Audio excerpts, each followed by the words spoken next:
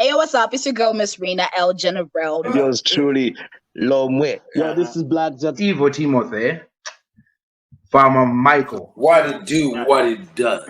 What up, people? This was good. Are you listening to or tuned into The 5Roundz podcast. 5 rounds. 5 Rounds? 5Roundz.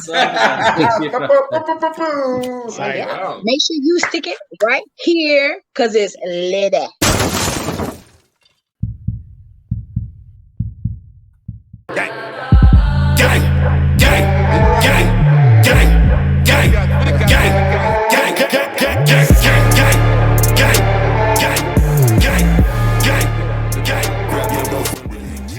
Okay, guys, welcome back to 5Roundz. Today I'm with Ovita, my colleague from 5Roundz. How you doing, Ovita? What it do, what it does, what it is. 5Roundz again, guys. Today, guys, we have an amazing guest by the name of GrisVer. And GrisVer is from Malawi, and he's a DJ and a producer. And look, GrisVer has been perfecting his craft for eight years. And that's the information I have myself. And right now, he's got an album called The Night of the Long Knives.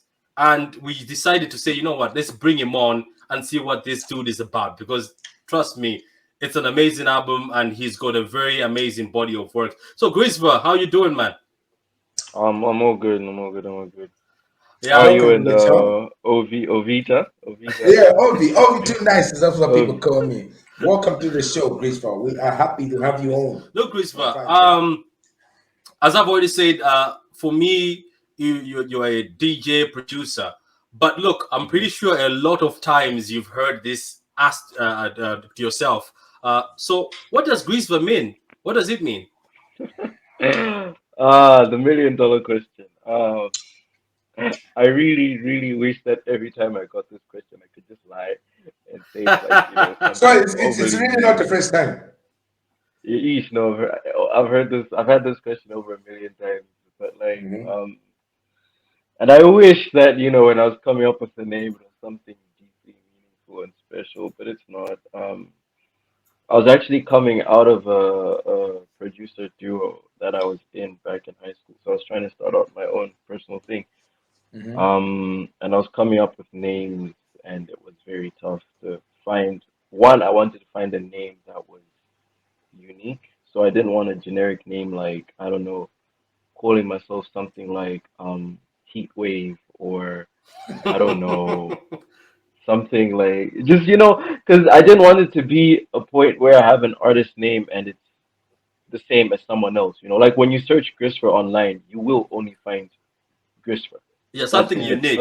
Yeah, it's a very unique name. Now, finding a unique name out of words that already exist is very hard, So I decided to look into other languages and figuring out a name.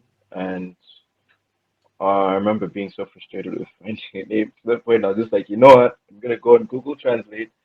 I'm going to translate the colors I'm wearing right now to something, and then after that I'll piece it together. And like on the time I was wearing a green shirt and gray pants, and I googled green and gray in French, and that's gris for gray and vert, like VER with a T, for green in French. So I put those together and just removed the T at the end and GrisVer, so it sounds like an English name because it's like GrisVer, it's pretty much my name, nothing special. Maybe at some point I'll attach meaning to it, but I think it's also pretty special in how random and creative and like just chunky it was, like the process in coming to. Yeah, it doesn't mean anything amazing. That's good, man, because as you say yourself, you don't want to always have the names that you end up one day, let's say you end up becoming big, then they're like, oh, but there's somebody with the same name somewhere else. So you start having arguments and issues like who's who, even there's artists right now who are famous and they've got similar names. Similar names. I know a few that have similar names. So look, GrisVer, tell the people where you're from though. Where are you from? Where are we getting you from right now? Where are you from? I'm a DJ producer, as you said. I'm based in Malawi, small little country in Africa. that not many people know of, but I hope that, you know, as we continue to put out music and like videos and like movies and, you know, what have you, um, people will know our country. You know, it's pretty small. Nothing much happening here. But yeah, I'm from Malawi, a city called Lilongwe, born and raised here. LCD. Although a lot of people think I'm from Blantyre because I go there a lot because my team is based there, like my manager, videographer, all there. So whenever we meet, like that's our center of operations. So I often travel there, like maybe once a month. But yeah, born and raised Lilongwe, based in Lilongwe.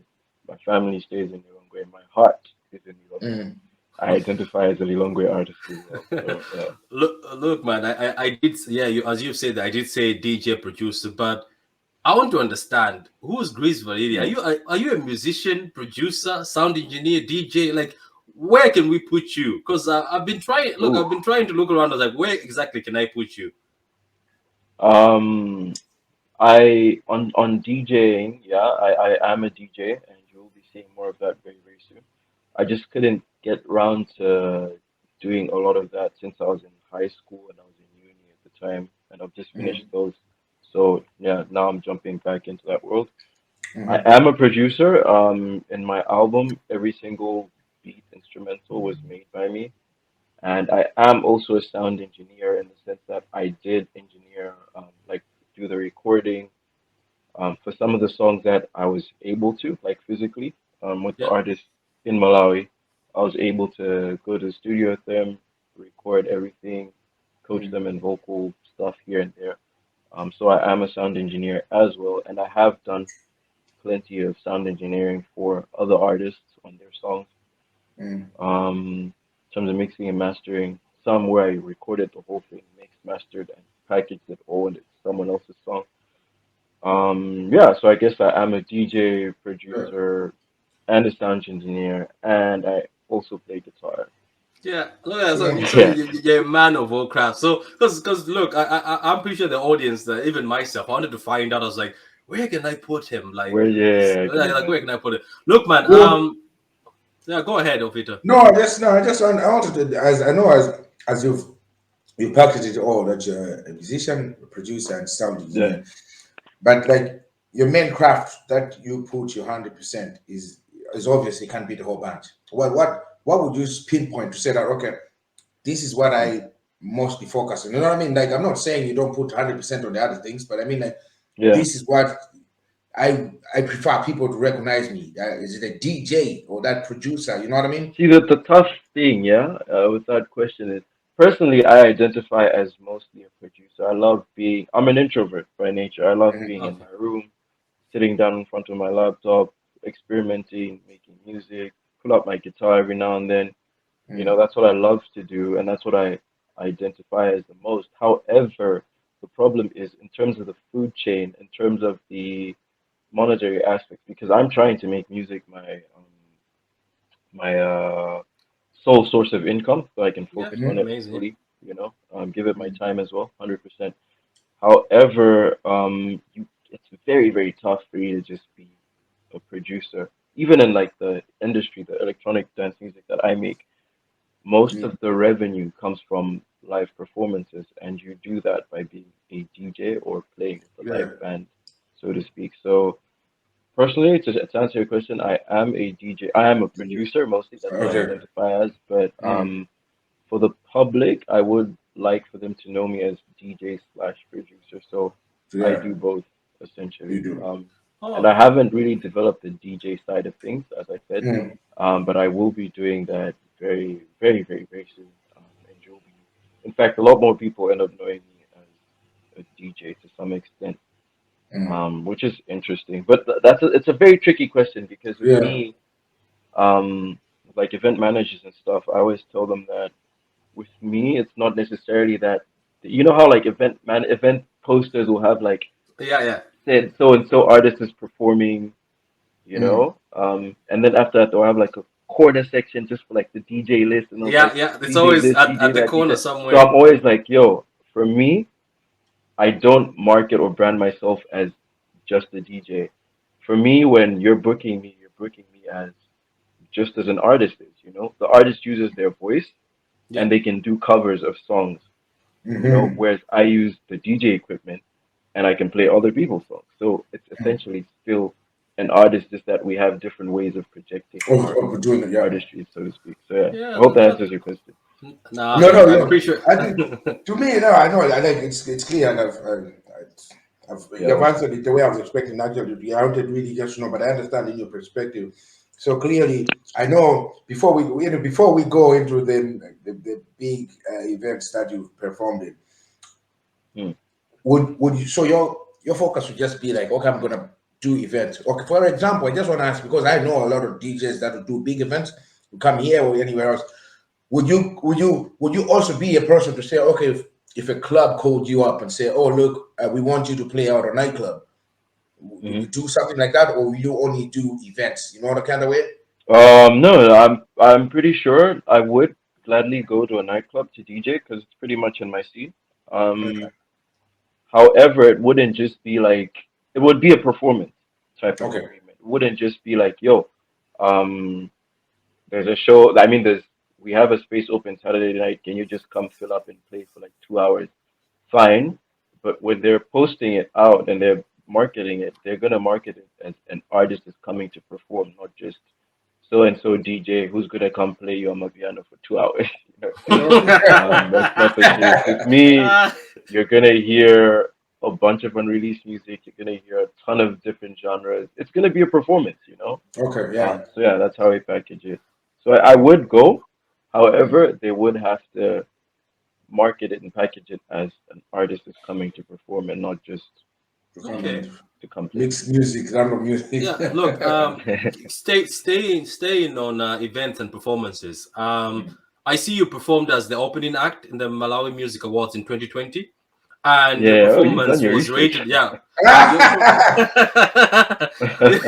it's like you've done your research, and your performance was rated as one of the best at the Malawi Music, like for opening acts. How did you feel? How did it feel for you as an upcoming artist at that point in time? And since you've performed at that, right? Have you ever performed at other events bigger than that? No, not yet, but I will be very soon, like in a few weeks. However, it felt amazing. I remember when I found out that I was doing the performance. I found out when I was in uni actually, and I think it was like 2-3 weeks into the semester, which was about 2 or 3 weeks after I released my second EP, Funk Your Feelings. Yeah. And when I found out, when I got the call that, hey man, we're looking for you to perform the first song from your EP, which is Before You Begin, was like my first kind of dabble into orchestral stuff. Yeah, you know, so like they told me that, yo, we want you to perform, and guys, I'm not lying to you, I had no idea how I was gonna get it done. Were you nervous? Like, myself, oh Jesus. Yeah, I was like, you know what, I'm gonna figure it out. And they called me around like 7:35, not 7:50. And the next 10 minutes I was supposed to be in class. And I remember just not going to that class. I told my roommate, dude, I have something to figure out. Class, I don't know, man. I'm not going to class just this morning. And I didn't till like 12. And from 8 o'clock till 12 o'clock, I have a manager, but this was something I knew I could sort out better on my own at the time. And I asked my manager if he could help out here and there. So I had to find people who can play those particular instruments I had in my song.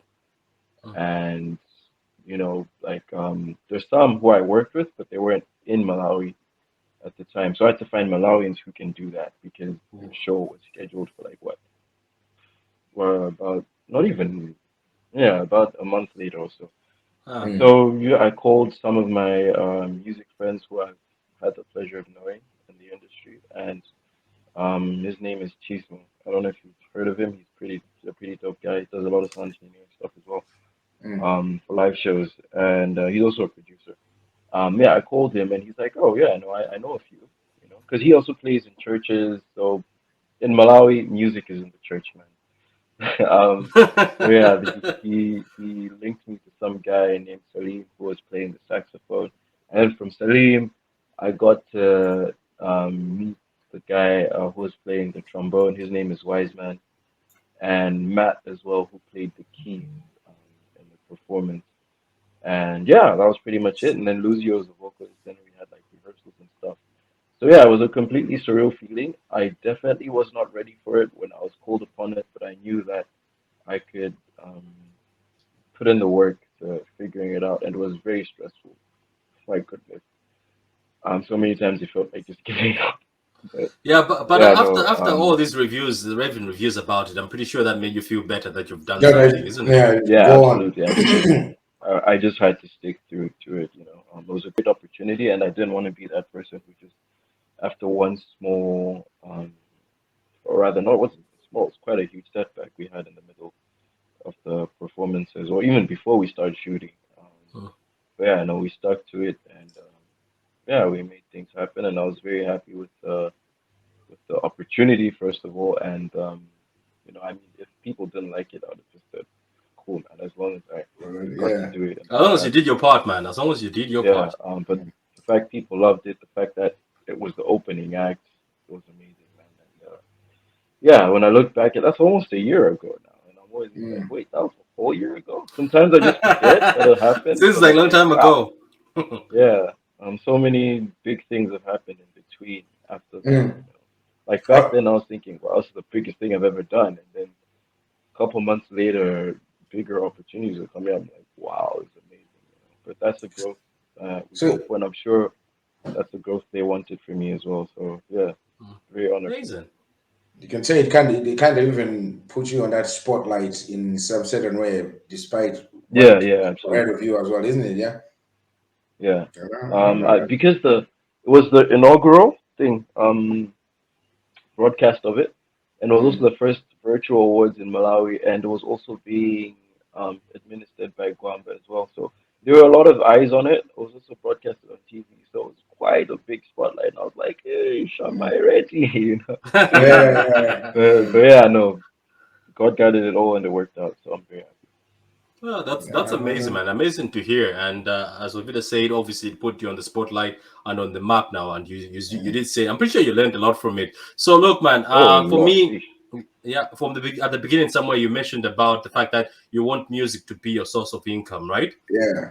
Yeah, But I'm just going to ask you this. Look, in your interview with is it Kapusi Radio, you said that your sisters and parents have been great help financially to your music.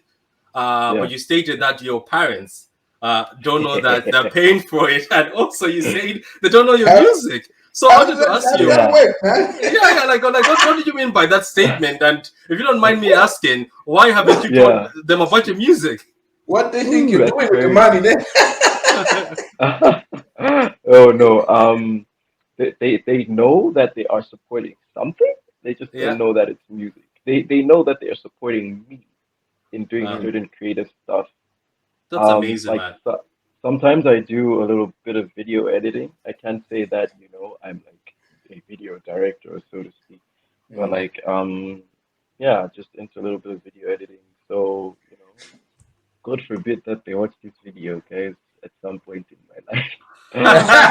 But no, there was a time I asked them for money to do an online video editing course, and they're like, "Oh, that's interesting that you're trying to build up, you know, that side of your life, it's interesting creative stuff." I was like, "Yeah, yeah, that was for music, man. Like, I still learn stuff online, Yeah. pay money, I requested, and Mm. but however, it was for like a production seminar that I attended, not Oh, for that stuff. I It's hope we just a didn't snitch weird on you. stigma. I hope we didn't snitch So on you. we're probably snitching out here. Yeah, Look, it's just a weird stigma in Malawi with especially my kind of parents with mm, music that they kind of not necessarily look down on it, Mm. but they also don't take it seriously, you know. But I don't blame them. It's because in Malawi it's very tough for you to It say is, that yeah. Mm. I strictly depend on music only. And you know, we're getting old and like what I'm 25 now. mm. Um Oh, you're a young Getting man. older.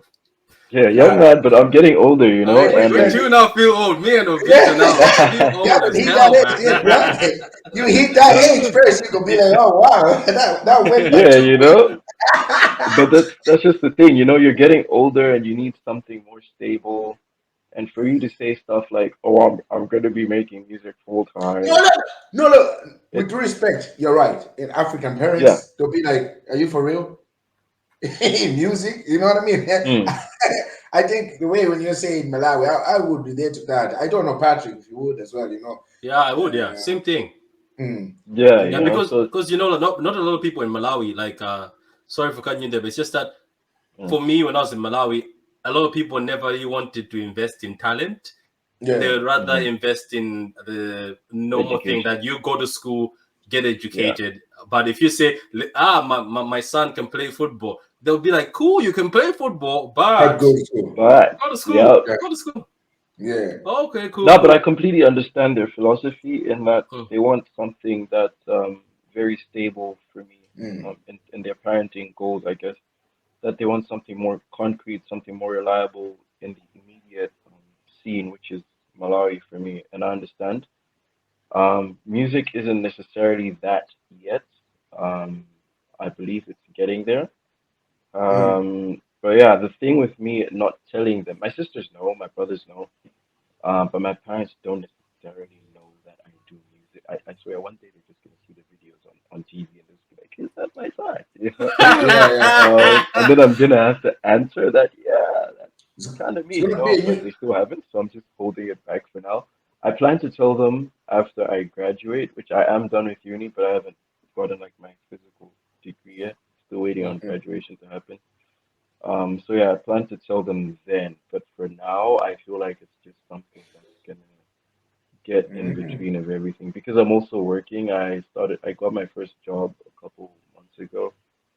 Congrats, man. Um, and with that, yeah, thank you, man. With that going well for me, I'm very sure if I'm just like, oh, by the way, I make music, they'll be like, don't waste your time with that stuff. You have a job, you know, you're probably very lucky to get a job so soon.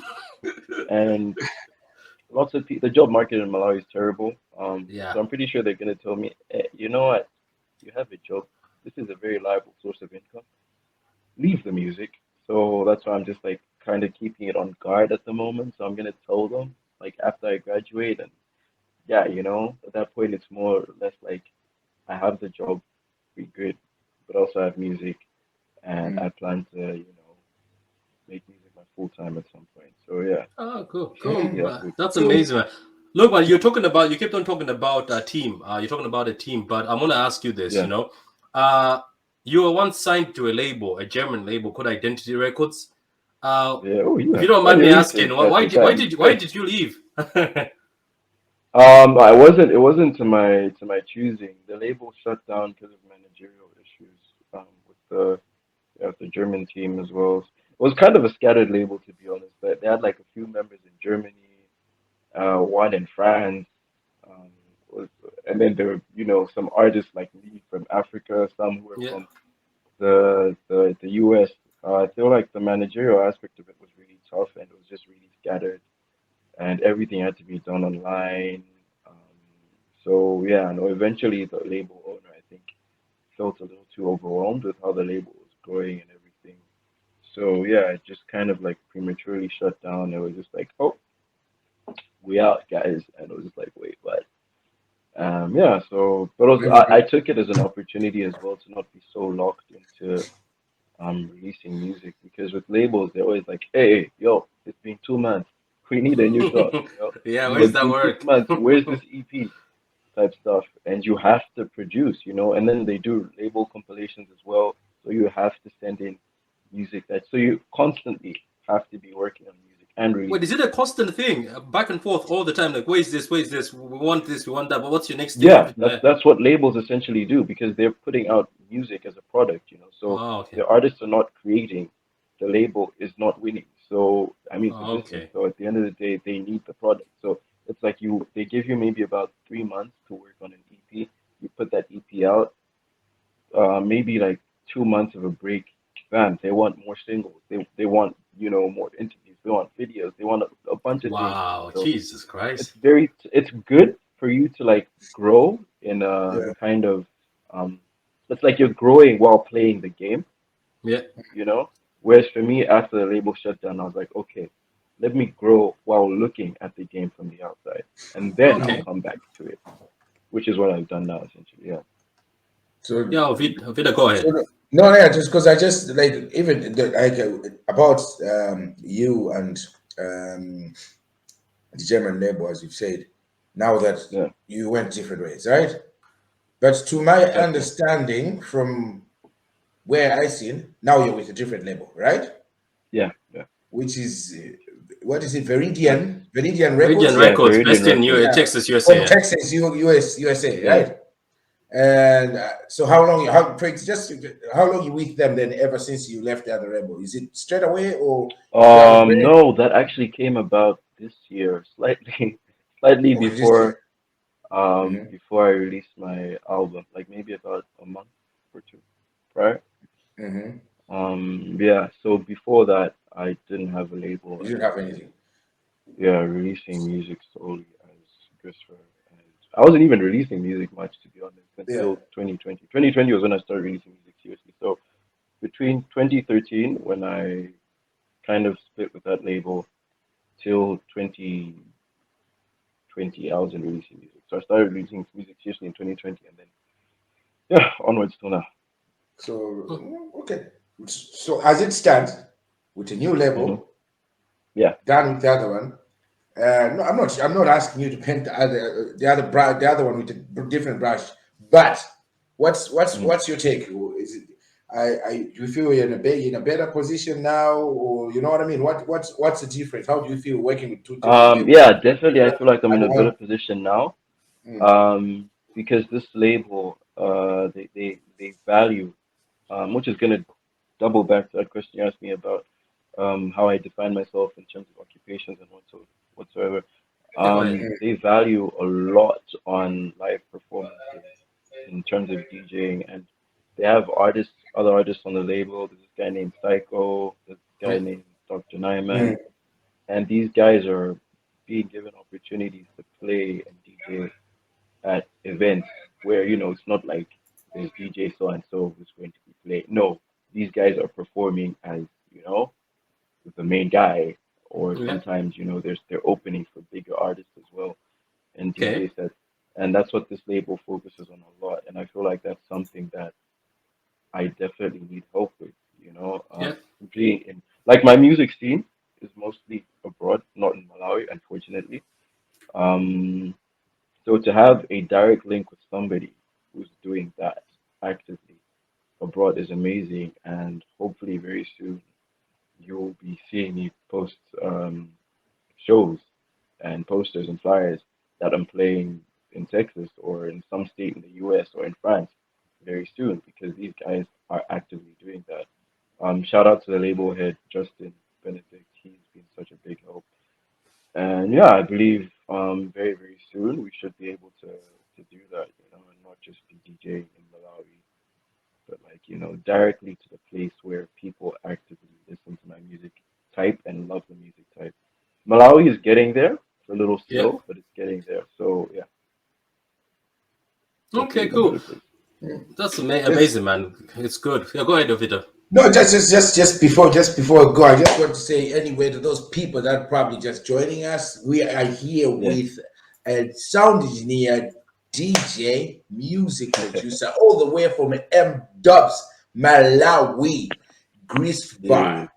So this is a lad that had an opening performance at the Malawi Music Award 2020. So that's one of the biggest events in our culture of music in our country, Malawi. This man right here, GrisVer, was one of the opening performances out here. That's why we have him on. Welcome again to 5Roundz. Hit him up, Patrick.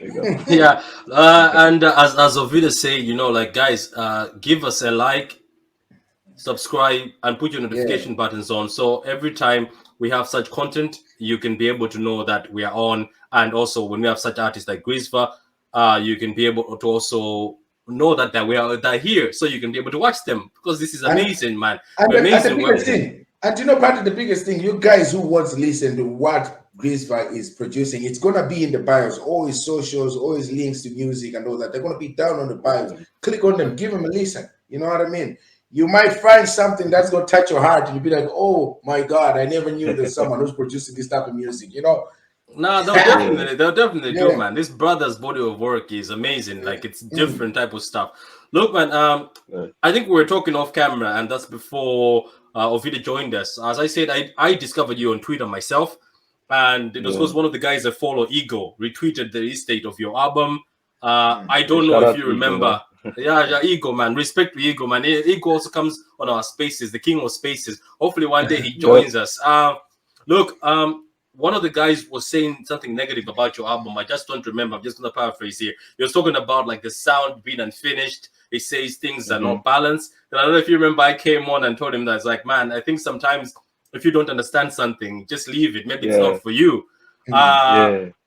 Look, asking on that, I just wanted to ask you, do you feel sometimes your style of music, right, is not well received in certain parts of the world, including your own country, Malawi? Oh my goodness, this is a brilliant question. Yes, in short, yes. I've been producing for like 8 years, and the genre I make is EDM, electronic dance music, and most of it is largely instrumental. And I remember back in 2015, even I'd show my music to like somebody would be like, "Oh, dude, I heard from so and so that you make beats, bro. Like you make music." I was like, "Yeah," and I play them the song, and they're like, "Yo." They didn't even use the right terminology. Like, where are the words instead of the lyrics and the vocals? And I was like, no, that's the entire song. It's finished. They're like, no, a song must have vocals. And I was like, wow, man. So yeah, in time, I kind of like laid low in the shadows. I knew for sure that Malawi would start listening to electronic music soon. Because all else around the world, electronic music is becoming pop, you know. Every single pop star that you hear now, Ariana Grande, Shawn Mendes, Camila Cabello, etc. All of them are essentially making EDM because EDM is what the sound of pop is now. It's the Chainsmokers, Marshmello, etc. So in 2017, 18, I noticed that a lot of people in Malawi were getting into Marshmello, Swedish House Mafia as well. Yeah. And I was like, aha, finally, it's here. It's my time. It's my time. And then it was kind of shaky, but I could see that there was a bit of interest. So, you know, I was laying low, waiting for that to take off. And then when it finally did, around 2020, was when I felt safe to release music. And, you know, I knew that there won't be many listeners, but someone will identify this is EDM and they'll be like, okay, it's interesting, you know, and then they'll listen to it. Even if it was just like 5-10 people, I'd be like, yeah, cool. And then things got better and better as, you know, every project came by. So yeah, I can't say that Malawi is a great place for EDM, probably a terrible place if I'm honest. No. However, with my music as of late, I have diversified a lot. My last EP, Funk Your Feelings, was pretty much funk with EDM. And my album now is orchestral stuff with EDM. But then there's a bunch of like drill, trap, R&B-esque stuff, pop, you know, orchestral stuff. So I'm still dancing around it and kind of like shying away from doing a full-on EDM project. I don't think if in Malawi I could release an EDM EP which has no vocals. I did do that once, like my first EP, Playtime, just to test the waters and see how Malawi would react to it. I dropped that in May, not March in May 2020, 8th of May if I remember correctly. And what I did was the first song on the EP was instrumental. The second song was a pop banger. I had some female vocalist, Tina Jewel. She's from Canada as well. Introduced me. Amazing. She was introduced to me by Tabo actually. So shout out to him, Nihilo. Shout out to Tabo, Yeah, man. so I knew Shout out that to song Tabo was for hooking this interview up too. Shout out to Tabo. Shout out. But yeah, I knew that was gonna be a good song. Going into it, perfect song. She's a great vocalist, easy to digest song, pop stuff, electronic, definitely gonna be digested. And then after that, the rest of the songs had no vocals. It was just like robotic stuff, weird stuff. And I did that intentionally, Yeah, you know, but because I wanted somebody who listens to the EP to be like, okay, you know, first song is safe, I like it. And the rest of the songs, people are like, this isn't for me, man. Like, why is there sudden robot sounds? They sound very aggressive. Like, what's going on? Where are the vocals? Where's the rapper? Where's the right. singers? And I was like, that's what I was going for. And then I got a lot of criticism from like people, every single person that downloaded the EP or posted the EP or listened to the EP. I made like a quick questionnaire on WhatsApp with like 8 questions, if I remember correctly. And one of the questions was, how do you think this EP could be improved? And a lot of them said that we were surprised that it was mostly instrumentals. We're waiting for more vocals. So I was like, okay, cool. Now I'm gonna make another EP, Funk Your Feelings. Every song is gonna have vocals. Every song is gonna have features. Let's see how you guys are gonna digest it. You know, as kind of a positive feedback that I got from my last project, and it was received very well. People were blown away by it. Some people even say it's still unmatched to this day in terms of like a body of work as an EP in Malawi. And yeah, so I built up from that following my album as well. Same feedback procedure. And then with my album, I've also been getting feedback as well. Yeah, in terms of development. So yeah, it's an ongoing process. Okay. That's a good way to explain everything, and I get what you're trying to like. As I said, I said this like again. I was like, it seems people, if they don't understand something, the first thing they do is they want to sit down. Yeah, they just trash it and say, you know what's going on here? Like, what's this? You know, when you hit them with something that I've never heard before or something that's new out of the normal conditions they're used to, I think people always get surprised. Look, talking about style, I'm gonna keep it on style. I was dying to ask him about something. Let me ask. Yeah, go ahead. Go ahead. The reason I was gonna ask you about this something, right? GrisVer, is because it's something that I noticed in a few videos, right? Yeah. And when I seen the videos and the location you were taking, I was like, God damn, that's Texas. That's where I'm from. That's my hood. Oh. You know what I mean? So wow, you know where I'm going with this, right? Yeah. Your visuals or videos, right? There's too many exotic locations, okay? Exotic locations in Malawi. And of course, I go pick it up because 2 songs are from where I'm from, okay? For example, Potential, right? Yeah. That was Zomba Plateau. Yeah. Yeah, I look at the place and I know straight up, I was like, that's home. Because I'm from Zomba. You even like that turn where there was a tree and that's my hood. I've been looking at them, I was like, oh, God damn, they cut down that tree. There was a tree a couple of years ago. Yeah. And Sea of a Promise was in Cholo district, right? Yeah. That's Cholo, yeah. Lastly, Konka was in Zomba as well. Right? Is there a reason why you pick Zomba twice and then you go to Cholo, right? The reason why I'm trying to ask is the reason why you go for this certain kind of visual tree kind of scenario, or you're not like going to a hotel or things like that. You know, most people when they want a music video, they'll go to Blanta, some such most good looking hotel, or maybe clubs or shopping center, or you know, where it would look all fancy and all that. But you have a different vision. Obviously, you want these exotic and tree kind of places. What's the whole idea of you? What's behind all this when you pick these kind of places? So very great question. I'd be remiss if I took complete credit for that. To be perfectly honest, I'm not very big on video concepts myself. pretty much what my manager and videographer kind of decided upon. You know, like I just go to the videos and I just like, hey guys, I'm here. What clothes do you need me to bring? Yeah, just tell me what to do because I'm not too good on that. And it was a concept that my manager came up with for the videos in the sense that they were supposed to kind of link. So Potential and Conquer had to happen in the same place. Yeah. And then Sea of Promises had to happen in a different location. And we're still not done with the videos. There's still a lot coming through. And essentially what we're trying to do is get the videos to link in terms of like a bit of a storyline. Okay.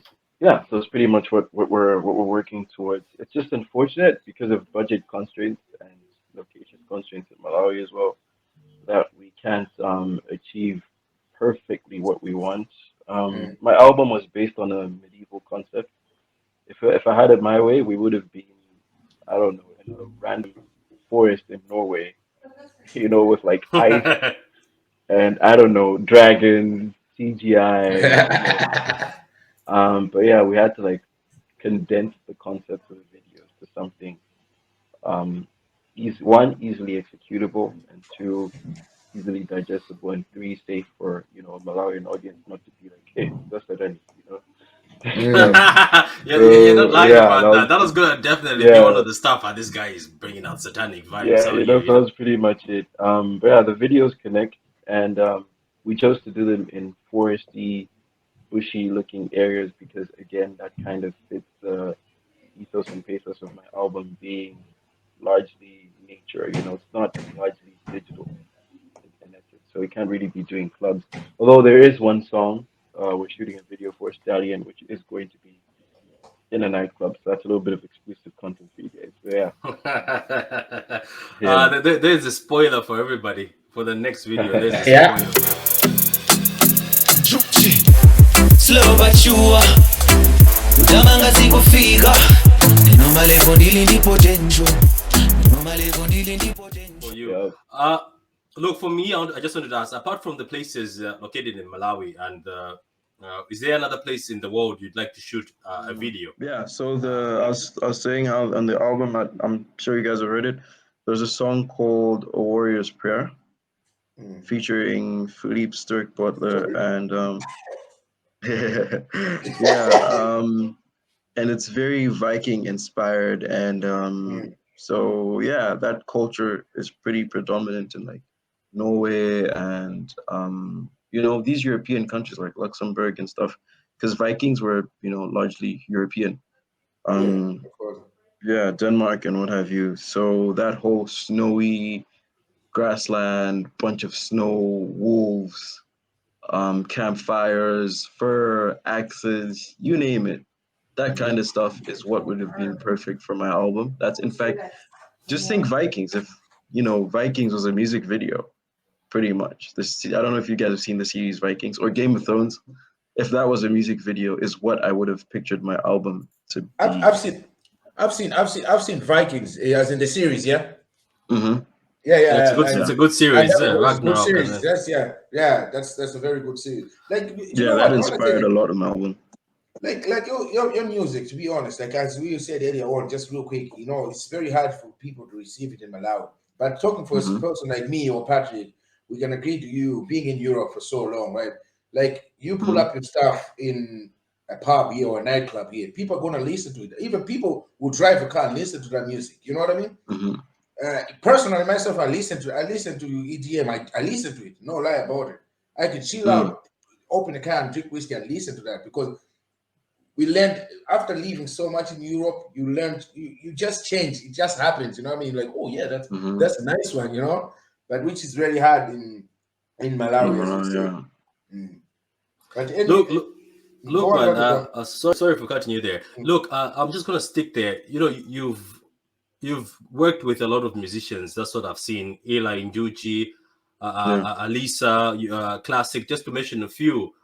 But you said somewhere that Filip Sterk, right, is the most featured artist on your album, Night of Long Knives. I also see that he's the one on the intro, speaking on the intro, if I'm not wrong. is the one who's No, speaking that's at a the Malawian. That's a Malawian. Oh, that's a Malawian. Wow, I thought it was him. Wow, that's No. amazing, man. My bad. Like, so is there a reason why Filip was the most featured more than other artists on your album? And how did you two meet? Huh, an interesting story. So when I was making the album in the beginning, it was mostly based on Game of Thrones-esque stuff. You know, medieval sound and what have you. Then I kind of showed it to my friend. His name is Watu. Shout out to him. And yeah, he came by, listened to what I had so far, and he's like, dude, that was before we even recorded Cutthroat, and he's like, dude, Cutthroat is gonna be my favorite song in the album. I was like, what? And he goes, yeah, the instrumental's too fire. But yeah, he told me, dude, you know what would be really nice for your album? It's reminding me a lot about Vikings. So he was largely into Vikings back then. I wasn't though. I hadn't watched it before. This was in December 2020 even. I hadn't watched it before, and he told me, dude, I'm gonna go into Vikings. I'm gonna go back to some of the episodes, and I'm gonna screen grab some of the moments that I think, you know, could inspire you in terms of the sound, in terms of the direction. I was like, yeah, you do that. And like the next day, he came through with like a good 2 GB folder of just like screen grabs from Vikings and other series as well. And I was like, dude, I'm going to watch the entire 5 seasons. I think actually there's 6, not too sure.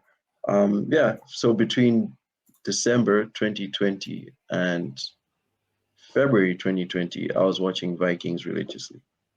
The entire thing. Every it's an day. interesting series, man. You never stop. It is, yeah. It is. It's amazing, man. Like I was asking myself, why the hell was I not interested when other people were? Like, but you know, things happen for a reason, and I was glad that it came now. So yeah, I watched it all. I understood the story. I understood the music. I was just like listening to and fro, and the scenes where they were doing scores and like listening to the music. Kind of got in touch with the guy who made the score for Vikings. His name is Trevor Morris. Found him online. Wow. Yeah, just to get some inspiration bits for the scores that I made as well. So the scores are the orchestral stuff in, you know, movies and series for people who may not know. But yeah, those backing tracks. So yeah, and then after that, I thought to myself, damn, if I could get a Viking, you know, that could sing, that would be really amazing, you know, because then I'd be making things like this. And then I found some of the bands that have been featured in the scores as well. There's this band called Danheim, they're Danish. Another one called Wardruna, they're also Danish, or if not Norwegian. And I thought to myself, damn, if I could get in touch with these guys, that would be so amazing. But they're way too big. You know, they're proper huge bands with like 1 million followers on socials. And like, how are you going to come there with like your 1,000 followers and be like, hey, I'm from Africa, you know? No one knows me, but I'm trying to make your sound. Could I get you on the song? They're just going to be like, waste of time. We get a lot of these. We get a lot of these. So yeah, I went online. I did my digging. That's something I've noticed I'm very good at. You know, I can find an artist online, pitch an idea to them, and get them to send me vocals, mostly for free. Sometimes. That's amazing. That's an amazing skill. Yeah. So yeah, you know, I found this guy on social media. I just knew how to look, following, you know, certain techniques I've had. And yeah, I found him, pitched it to him, and he just so happened to be the perfect guy for it because he can sing, he can play a ton of ethnic Viking instruments, like what was that, a lyre, harp, and there's just like a ton of weird things, you know, and he can do those singing thing that they do in Vikings, weird stuff. And I was like, oh yeah, the war sounds, yeah. Yeah, I was like, dude, the battle sounds. This guy is perfect, and he can sing in the language, which was even better. And I was like, oh my goodness. So yeah, pitched it to him, and I was like, dude, I've been watching Vikings. These are the beats I've made. Can we work on something? And he's like, sure, you know. And it took a while for him to send me vocals because he was also really, really busy with life as well. In fact, he was making a Viking reenactment village. Could you imagine? Like, so not only is he an artist in it, but he's practicing the tradition actively. So I was like, man, I've struck gold with this guy. And, you know, I wanted to work with him as much as possible. And I make dubstep as well, so subgenre of EDM. So I thought, what if I could marry the worlds of Viking culture and dubstep into one big thing? And I did that. And I made that first beat for Decimate, which was on my album, in January 2021, this year. Come around July, August this year, it started becoming a trend in the dubstep scene, the whole Viking EDM. It's still really lowly explored. I've only seen like maybe one or two artists, big artists that have tried it, but none of them, I'm not even just trying to toot my own horn here, but like none of them were able to, one, involve a vocalist, two, involve a proper culture around it, and three, it still sounded very robotic, you know? So mine, Decimate, was very, very authentic, you know, in that. And when I pitched it to the label back then, you know, they were like, wow, we've never heard anything like this. Is amazing, you know, like we need to work on more stuff. And they're like, yeah, we are definitely, you know, signing this and releasing it under the label. And yeah, we're going to keep in touch. I was like, yeah, man, let's keep going. And then before you know it, they were sending in the contracts and I was signing them, and it was like, let's get to it. So yeah, Filip was a very unique feature, and we are working on a lot more music together. I believe we're doing another EP next year. Don't know when it'll drop, but we're working on it. And yeah, it should be really interesting. And he's just a very unique guy, man, and mind blowing to say. I mean, not to say that there were no other unique artists. They were on the album. Alessa was amazing. She's based in Germany. Shout out to her. Very nice vocals, by the way. She's got very nice vocals. Yeah, very nice. She's properly classically trained in it as well. Wow. The artists from Malawi, you talk of Mazani, Vass, Eli, Luzio, The Wave, Ray. Ray was a big feature on that album. Nandi as well. So many. If I've missed one or two episodes. How am I forgetting my boy episodes? Yeah, episodes as well. Yeah, there's so many amazing. I was looking. I was like, "What's up?" Yeah, there's so. Forgive me. It's very hard to remember the features on 18 tracks. It gets mind overwhelming sometimes. But yeah, it does, but out of that lot of artists, how it be that a lot of them are amazing, which is why I decided to work with them. Filip was just a strike of lightning, you know, if I'm to put it. Like, I never thought I would find a guy like that, one. Two, I never thought it would be, you know, relatively easy to make music with him. And three, I never thought it would be that good, you know, because you could listen to Warrior's Prayer and then go listen to some of these other artists that actually have been making this music for a long time, and that's what their brand and band identity are. And Warrior's Prayer competes with that. In fact, for some, it's even better. And I was like, damn, man, we really, really got to something good, you know? Me with my passion to continue learning music and jumping out of my comfort zone constantly, because I'd never made these genres before. And, you know, I learned, listened, and we made it. And he's also really passionate about what he does. So when we're able to marry those two energies together, it was something beautiful. And I was like, nah, man, for the second half of the album, you are definitely going to be the focus of it, because I feel vocally and culturally, you can carry the songs for me. So yeah, that was pretty much it. Yeah, cool, man. You should go check out his socials. You will be shocked that is this proper Ragnar Lothbrok, you know. I was looking at him. on Instagram. You think I was looking at him on Instagram before. Yeah. I was like, oh, not looking at this. I was like, let me check out this dude. Look, man. Talking about your new album, Night of the Long Knives, Long right? Knives, yeah. There's a song, and it's one of my favorite songs, Potential. And in the music video, right, you seem to play an outcast, right? And in this outcast role, it looked like you were choosing your own path, and that path you were choosing goes against the status quo that other people are meant to be. Yeah. Do you feel that society judges you in that way personally, or that was just created for the music video? It's kind of for, how do I put it? It's mirroring the Malawian audience, you know. Whereas the video, there's that section of the video where we explore different professions. Like there's the accountant, if I remember correctly. There's like a basketball player. There's a doctor, BJ I think. again. A doctor, yeah. And those, I think, a businessman. Yeah, BJ's a businessman. And those are typical professions you hear of in Malawi, you know, just like, oh, I finished university, I'm now a doctor.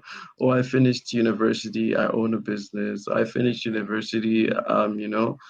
The basketball player is kind of a wild card, you know. And then there's me, who's trying to make it as a musician.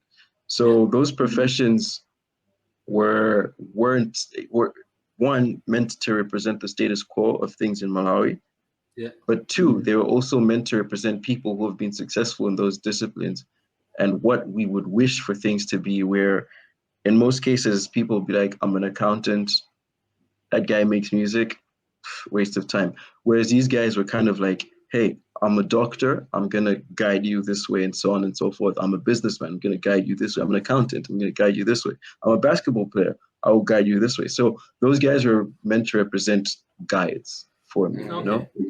And if you check the artwork as well, it's also mirrored in there. And Eli is like the artist who's established, who is now kind of guiding me in that sense, you know? So he's like pointing towards something in the music video. Whereas in the artwork as well, I'm also playing the big brother producer kind of role. So I'm like behind him. And we felt that Potential was quite a unique song, and as well as a game changer as well for Eli as well in terms of the sound, because I don't think he's ever done something like this before. So it was kind of like, hey, I'm a producer, I'm starting out, you're an established artist, I can help you achieve even bigger success in your music. And you can also help me achieve success by guiding me in certain things. So it was kind of like a cohabiting kind of thing. Yin yang type of thing. Yin yang type of thing. Pretty much, yeah, essentially. Okay, that's amazing, man. Look, I'm gonna bring it back. I know you mentioned them briefly at the beginning, but look, I'm gonna bring it back to your projects. Looking at all your projects so far, Playtime, it had art of a cartoon character like anime. I don't know if it was Dragon Ball Z. It looked like Dragon Ball Z to me. And then Funk Your Feelings, it was sort of Afro man, cool, smooth, jazz, you know, 80s vibe, early 80s vibe, 70s vibe, and then go into Night of Long Knives, where you've got the white hair. Wait. Let's get that in here. Let's get that in here. Give me a minute. Let's get that in here for a minute. So as we're speaking, so that's you obviously on the new cover. That's Night of Long Knives. That's pretty nice. Yeah, it is. Yeah, look, you seem to have a lot of different sounds in all these three projects.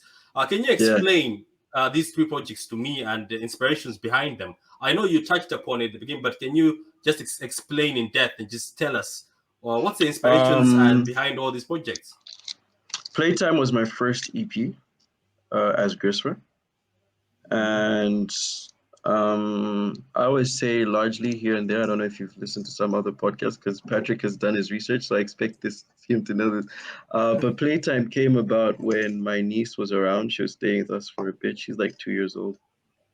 And she'd come into my room often to play and just like be around me and bother me. But yeah, you know, kids. And and she'd find me making really aggressive sounding dubstep, or sometimes I'm mixing someone's rap song and they're like cussing. And I make music a lot. Like I'd spend probably half my day doing that. I was on holiday for uni as well. So I thought to myself, man, I can't have a 2-year-old coming to my room and she's coming in and she's listening to, I don't know, episodes going off about very aggressive bars. Episode goes off, man. He goes off. Yeah, episodes, you know. So I was thinking, how can I still make music, but make music that's not, you know, bad for her to listen to? So that's when Playtime came about. And yeah, every song in Playtime is really cute. It's very childish. And I thought, hey, being around my niece was reminding me a lot what it feels like or is like to be a kid, you know, where there's like not a single care in the world. Probably the most depressing thing is if you don't get yogurt. If you don't get sweets, like, oh God, you know, my life is finished. I didn't have sweets today, you know. Yeah, so in tying that, so my niece's influence, and then my own childhood, which was, as you said, Dragon Ball, was so highly inspired by Dragon Ball. Still is to this day. I have a painting I did of Goku in my room that I will send you a photo of at some point. That would be amazing, man. I'm also a fan of Dragon Ball Z. I am one as well. Love you guys, man. love you guys. But yeah, so that was pretty much the inspiration behind that. And then I got Akulu. He's a graphic designer. Yeah, he pretty much sketched out and did a digital painting of the Dragon Ball character, which is supposed to be me. A version of Dragon Ball, but you. Yeah, so pretty much me having fun as a kid and, you know, in Dragon Ball attire, which is very recognizable. And I titled it Playtime because it's about having fun, it's about being a kid. And yeah, so that was pretty much what Playtime was about, essentially. I don't know if that clarifies things. No, it does. I don't know unless Patrick would want to argue against it. No. That explains the whole Playtime. Now let's briefly. You can tell us about Funk Your Feelings. Then after that, you can move on to Night of the Long Knives. Because what I'm looking for myself is just for you to explain the project and the inspiration behind these projects. You know. So yeah, Funk Your Feelings now was the more mature sound of that I was exploring, and that came about when I made the instrumental for Can't Get Enough in, when was that, May? No, it was sooner than May. It must have been in February as well. Actually, no, I made the instrumental for Can't Get Enough in November 2019, and we recorded it in November 2019. So I was kind of experimenting and learning about funk pop stuff. So we made it, and I was like, wow, it's the best beat I've ever made. You know, I honestly didn't think I could make anything better than that ever. But yeah, eventually we did. Anyway, so Funk Your Feelings is essentially an EP based on funk sound. And you can see visually it's just unfortunate that we never got to do videos, guys. But I mean, there's a performance, but still. Maybe we'll go back to making videos for that project at some point, just to re-promote it. You definitely should, because you can't have sorry for cutting, but you can't have songs like Magic and I Can't Get Enough with is it Lazio? Yeah, you can have those two songs for me, Magic and Can't Get Enough. I don't know. I was listening to them in the bathroom the other day when I was cleaning. Like they came on because I was listening to your project. So you need a video for those, man. You need. We really do. But yeah, so that EP came about, and I thought, hey, how could we express this visually? I'm quite a visual person. I'm a visual learner as well, so I often tie a lot of my music to something visual. So I thought, hey, man, how could I represent the sound? You know, using my face still, because we still have to put my face out there somehow, you know, for marketing and stuff. That's when I thought, hey, let me just go grab a wig from my mom's room. She doesn't know I have it. Was that your mom's wig, man? It's my mom's wig. It looks amazing. It looks amazing, man. Creative. So yeah, got the wig, and then I went to my sister's room and I asked her for just random necklaces and jewelry that I could just slam on my neck. which we did, and then I got a tuxedo that I already own, and and the shirt. Pretty much that was the entire look, and just the guitar. So yeah, sound wise was 70s, 80s disco, both a bit of pop as well. And for the title, I like to do a play on words and puns for my projects, like Playtime. Funk Your Feelings was supposed to be I can't cuss, but it's that F word. So yeah, all the songs, or not all the songs, but most of the songs are kind of like an aggressive touch on love, There's Don't Funk With My Heart, there's Can't Get Enough. So it's all about love, but that's very unsettled, There's Breaking Away as well, which is a love story, but again, very unsettled and distressed love. So yeah, that was pretty much what Funk Your Feelings is about. So it's like, my feelings are, being messed with, but I'm kind of having fun with it. So in having fun with it, the sound is funk. So yeah, essentially that's pretty much what Funk Your Feelings is about. I don't know if you have any questions on that. No, that's enough. But that like you've told us enough. And then, as I said, I've been listening to the music. Now it's good that you're explaining and putting explanation to everything, especially that cover. That cover, that EV cover was amazing. But now let's go to this cover where you are more aggressive and ready to, as if you're ready to kill somebody on this cover, Right. So we go to the big one, best project I believe I've made to date. Night of Long Knives. Again, it's a pun. If you guys know your history well, there's some event that happened in Nazi Germany in like 1939, I believe, called the Night of Long Knives, where Hitler and the Nazis were killing off the Jews, the Aryan race. Yeah. And it was, quite an aggressive night. And I thought, hey, my album is about a night. This is also about night. So if I put night isn't the soldier. Yeah. And that would be pretty cool.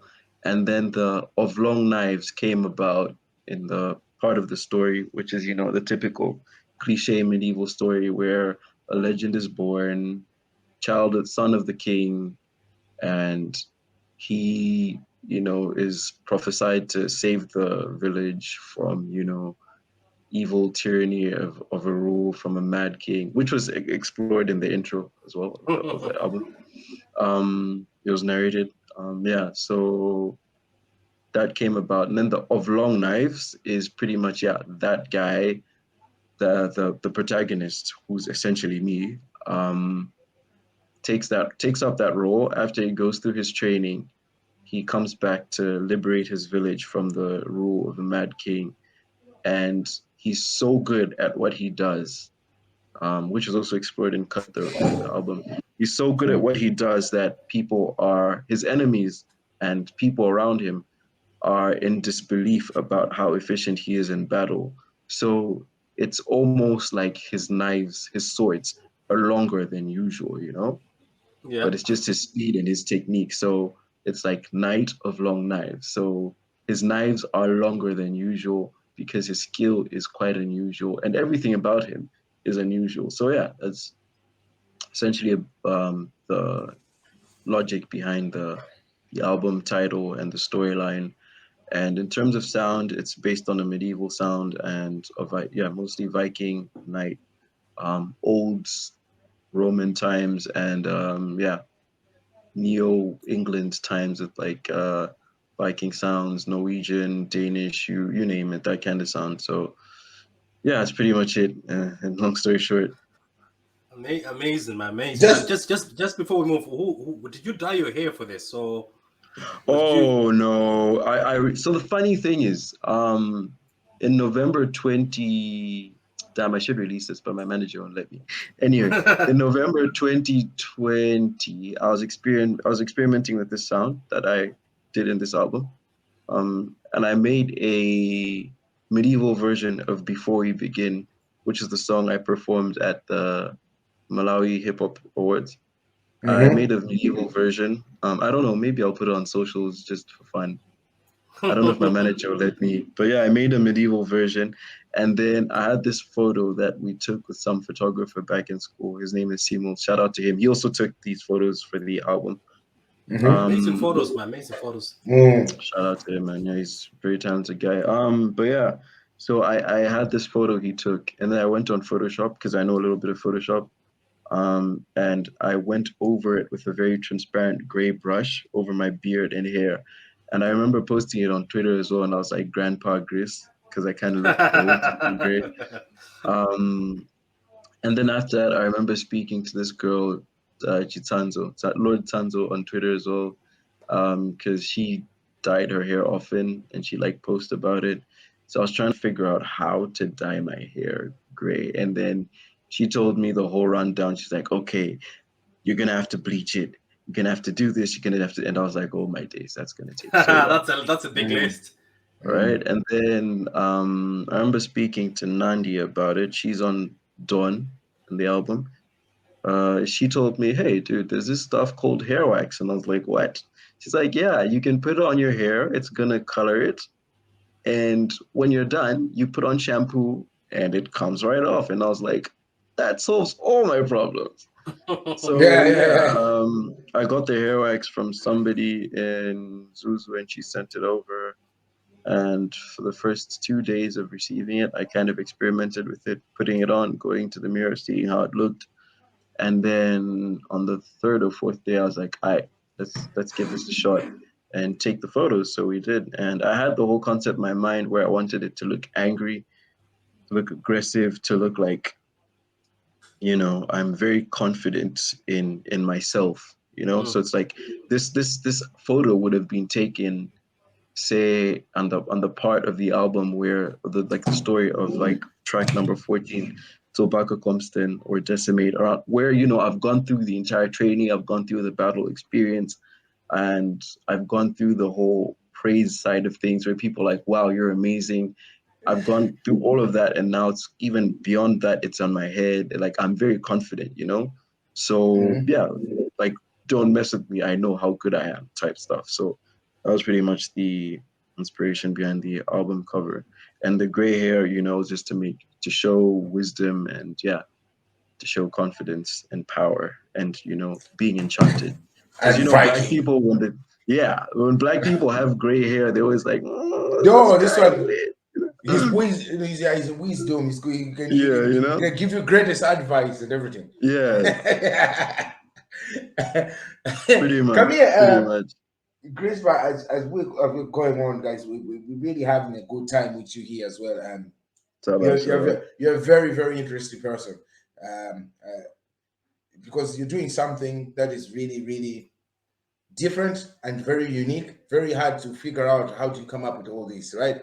And recently, we've seen people, including yourself, are pushing for your album for a Grammy Award or at least a nomination, right? And you're also using, you actually changed your Twitter handle to Grammy figures. Exactly, yeah. You've seen this, and all right, so what's the story? The question I would ask you, if let's say I was a guy that, I don't know, who's up there that does the Grammys or who's going to be a judge or whatever, you know what I mean? One of the people to pick up the votes. Why you personally, why do you think Night of Long Knives deserves a Grammy over other amazing albums that are out there this year? Lovely question. Before going into the album, I did a lot of research. In fact, I was doing a lot of research from as early as 2014. I was listening to albums. I was listening to soundtrack albums from like movies like Avengers, was that Superman versus Batman, Star Wars, huge Star Wars fan. Very good score in that movie. Yeah, very good score. Yeah, I listened to all these things. I listened to pop albums from like John Bellion, Camila Cabello as well. Down the years, she had a great album. Shawn Mendes as well. Listened to some rap albums from Trippie Redd, Fora. Who else could I mention? Just a lot of albums, man. Kendrick's albums as well. Listened to those. And I always thought when I decided to finally do an album, it's going to be an album where absolutely anybody from any corner of earth could at least find 2 songs they like. Mm-hmm. You know, that was the plan. So it's almost like a one size fits all album. You know, it's not like where I'm an Afrobeats guy and then I feel albums like that are boring, man. I feel like albums are meant to be experimental, show off, you know, a bunch of things you can do. If it's an album, and like even like some albums from artists like Nav, Trap Guys, or 88 Glam, and it's 808s from track 1 to track 20. You're like, dude, that's so boring to listen to. So yeah, and me being what I normally go for and what I pride myself on is diversity as an artist. Yeah, which is amazing.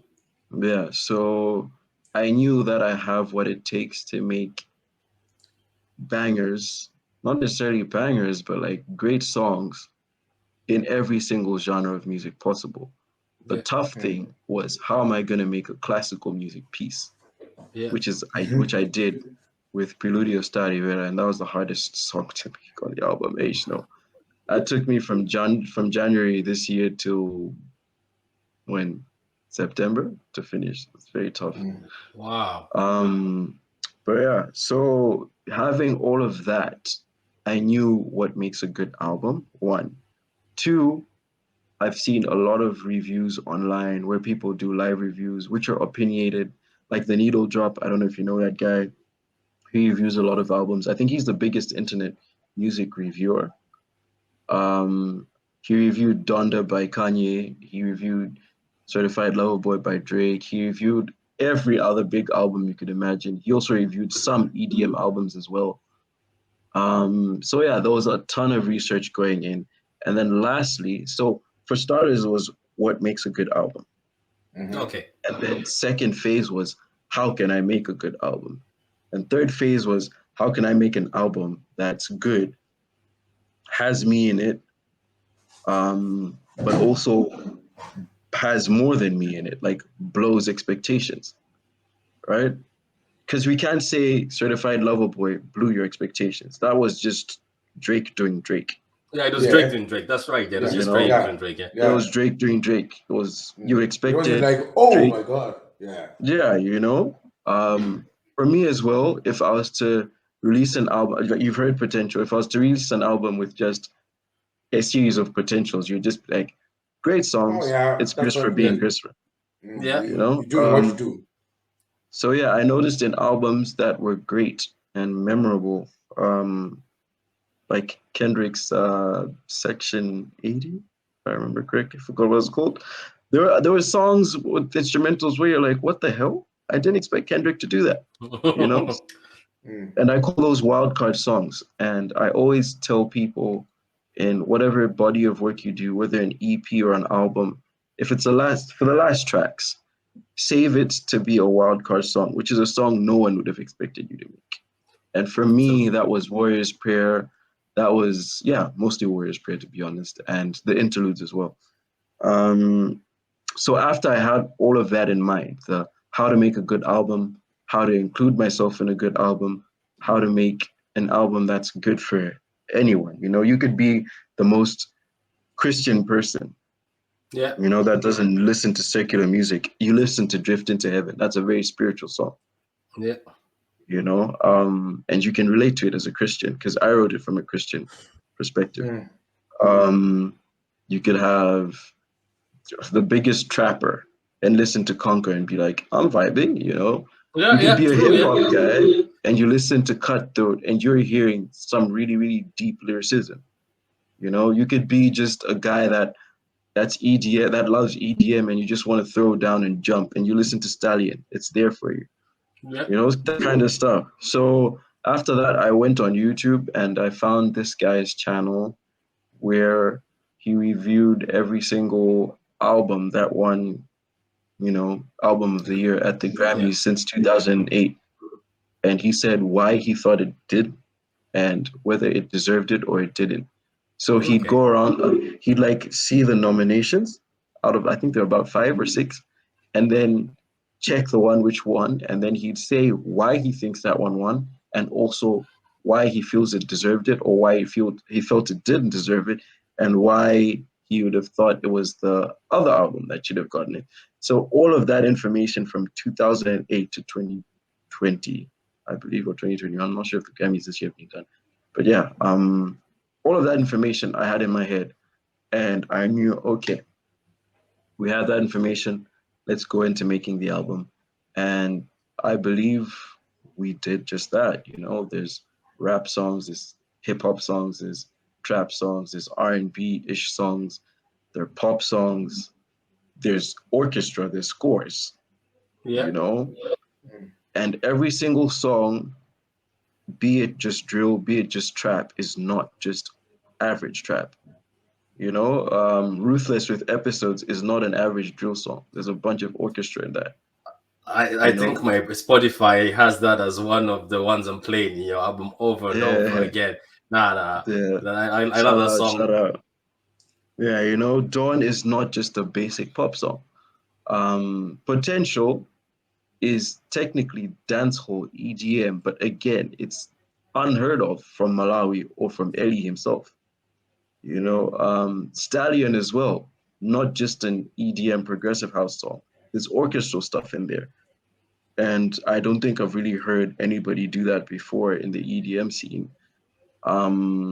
What other song would I recommend? A Warrior's Prayer is a mind-blowing song. It's my favorite song because it's just like, what, you know? Decimate and Tobacco Compton are dubstep songs that have never been done before, even the biggest dubstep artists. And yeah, so I felt every single song was very unique. And if you would put any of those songs, and I guarantee you, in a playlist with genres similar to it, it would stand out. You know, because of how special and well-crafted they are, you know? So yeah, all of that pieced together with the packaging of the gray beard, the visuals, how we promoted the album, where I'm coming from, and against all odds, how we're able to get it to make a project that good in international standards. Like the guy from my label, the owner of the label, Justin Benedict, he heard the album, he was blown away. It's like, how did you guys manage to get all this, you know? Jesus, and he's in Texas and I'm in Malawi. And if I was to tell you right now that I made my album from these little headphones, these RX-10. Wow, no way. I mixed and mastered it from there. The only gear I own is a guitar. And I mixed and mastered it on headphones that cost 1,500 kwaja. All of that, you present that to the Recording Academy, the Grammy guys.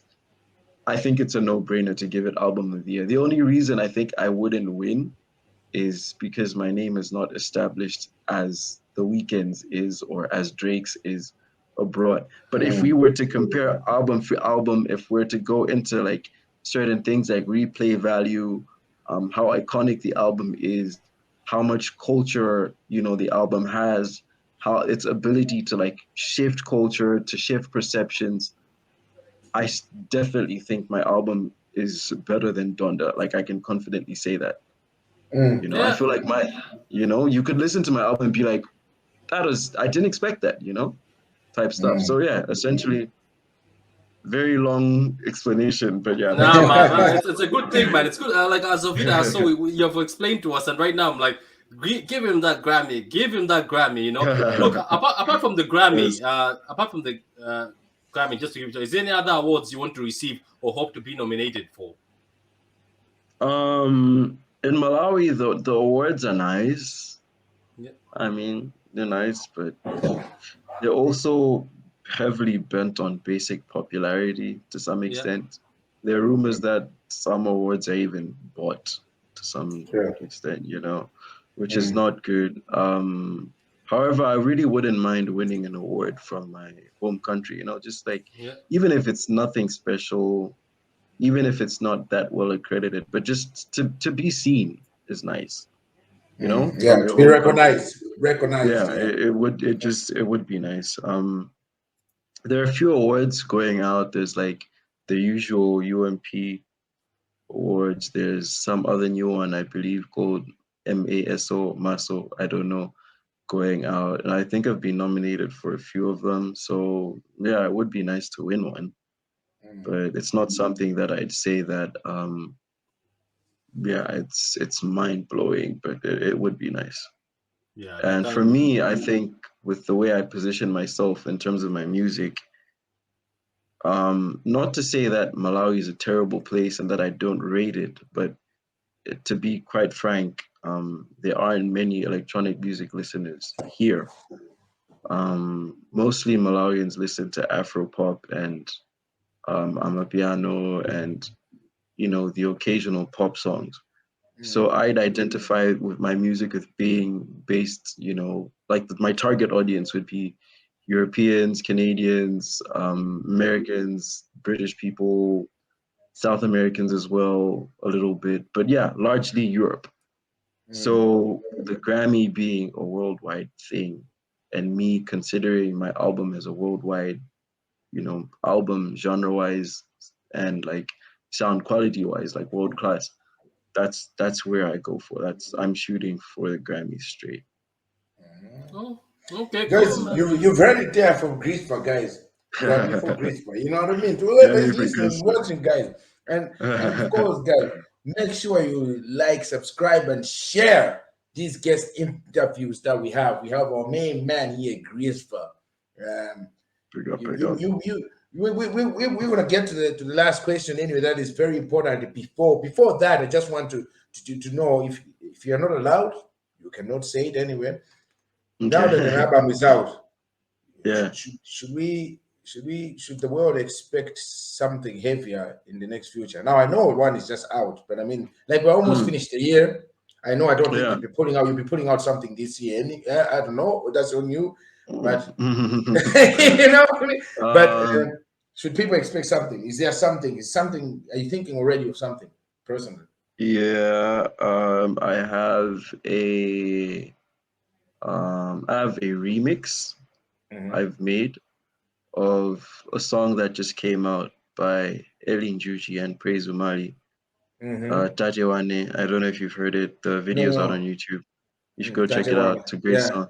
It's a great song. I have a remix of that should be coming out next month. Somewhere around there. So it'll hit us for December, basically. Yeah, it's done. Yeah. It's done, but it's a great song, guys. And the remix is it's great stuff. Very honored to have been given the opportunity to make it. Working with Eli's vocals is amazing. Praise Umali as well, talented artist. Please reach out to him. I will send you his number. Reach out to him. Have him on an interview because anybody you can throw away. Anybody you can throw away. Go ahead, man. Praise Umali. He's amazing, guys. Out of the few producers in Malawi, I'd recommend, you know, like he's mind blowing, and he's a vocalist as well. I mean, he's pretty much as good as a producer as I am, and that's insane. And he can sing, and his album, if you haven't heard it, September, we kind of like released around the same times. It's amazing as well. I also was involved in it. I helped him produce Left You Better, which is one of the great songs of the album as well. Great friend, love him. You need to have him on, please. No, link us up, man. Link us up. For sure. I'll send you his contact. So yeah, that's I have that remix. I also have another remix. There's a guy, Big Phil. I don't know if you've heard of him. Great guy as well. I'll shoot you his contact. He's just released an EP. I produced a lot of it. I think about 4 out of maybe even 6 out of like 10, 12 tracks, I think.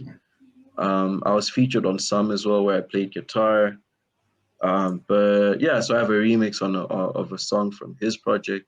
I have another remix for Eli Njuchi's song Tadewane, and another remix for this guy Chiz. He's also an artist in Malawi. He's a producer. He had a song that dropped, I think, in August, if not October or September, titled "Let Me Love You." And yeah, so we're gonna be putting those out most likely next month. Yeah. All right. So there's stuff coming. Nothing originals of yet.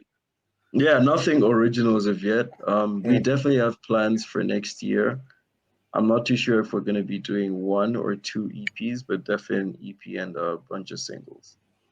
We're not stopping. The train is rolling. The train is rolling. No, big up to hear that there's something on the pipeline. So we'll keep our ears like that and our eyes watching again. Where's that? Every day we wake up. December, from the 1st of December, we go online. Where's that stuff? Check it. Day. So second day. On socials and be like, hey, read this, cuz. The last thing I want to say, I want to put it out there. As you said, you're putting out music. There's music already there. We're doing this for the audience, obviously, all over the world. We've got people who watching from all corners of the world, and of course, some people wouldn't have an idea. Where can they listen to this music? Where can they get this music? Where can they, if they want to listen to music, or if you want to check what music you've pulled out, where can they go to? What's the best place you advise people to go to? If somebody wants to get in contact with you, let's say an artist, a producer, or whatever, how would they go about? Which one is the best social media platform that should follow you? I'm very active on my socials. My management team is also very responsive on there if I'm not. However, we have a website, www.grisver.com, which we launched along with the album. Amazing website, by the way. Amazing website. Thank you. Those guys, the Vibe Clan, they helped making it. They're based in Malawi. They're web developers. So just go to the website. Albums are there. Album and EPs are there. My videos are there.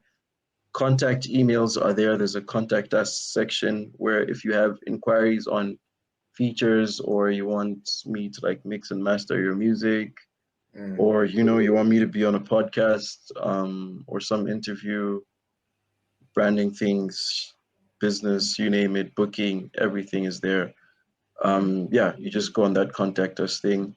If you want specific emails, we have info@grisver.com, which is just for basic info. If you want to inquire about services and stuff, we have one specifically for actual booking, which is booking@grisver.com. And we have another one, manager@grisver.com, which is strictly for my manager. So you have those three aspects, all accessible from the website. So if I'm also, like I said, we're very responsible on socials, but every social of mine has the website linked, and we're trying to move away from dealing with doing business and professional things from DMs, Yes. So we have the personalized mailboxes and things. So I'd recommend use those. We are very, very responsive on those. Whereas on socials, they're kind of cluttered with basic messages and stuff. So try and move that side. So www.grisver.com for everything, Grisver. Okay, that's amazing. So look, man, that's the interview, man. We appreciate you, GrisVer. It was an honor to have you here, man. We've learned so much from you today, and there's a lot of surprises, a lot of laughter, and a lot of education, man. And I'm pretty sure the world knows you by now. Look, from myself and Ovita, we're also going to thank you on behalf of the team. We're not here, but also they would also like to thank you. We would love to have you again in the future. If you drop any of those projects, trust me, we would like to have you. And thank you for the links that you're about to throw to us. Make sure that if you've got anybody, we always welcome everybody. We always want to get our artists in Malawi to be shown to the world. As Ovita says, there's a lot of people watching from everywhere. So, guys, to the audience, that was our interview with the great man GrisVer. One last thing, GrisVer, before we go. It's a ritual for 5Roundz. Usually, our guest that comes on gives us the outlaw. So you're gonna give us an outlaw, whatever you're gonna say, and you're just gonna give us a shout out, which we also keep in we use ourselves anyway for every special guest. At 5Roundz. Give us the outlaw. Hit it. How do you do this outlaw exactly? Up to you, as long as you give a shout out to 5Roundz. Okay. Ladies and gentlemen, this is GrisVer, DJ, producer, sound engineer. Shout out to 5Roundz podcast for having me on. Definitely check them out. Love the energy. Love Ovita, who I just met. Patrick. Shout out to you guys. You're doing Malawi a big service by putting us abroad, man. Shout out. Perfect. Respect. Okay, so we out.